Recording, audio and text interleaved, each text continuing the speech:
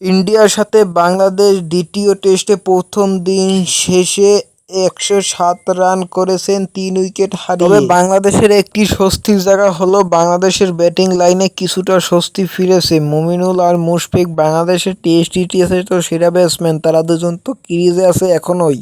Mominul Haque ৪০ run আর Mushfiqur Rahim ৬ run করে ক্রিজে আছেন এখনও অপরাজিত। এই দুইজন তো বাংলাদেশ টেস্ট ইতিহাসের সেরা ব্যাটসম্যান। এই দুইজন যদি দ্বিতীয় দিনেও যদি ভালো কিছু করতে পারে তাহলে যে বাংলাদেশ ভালো কিছু করবে।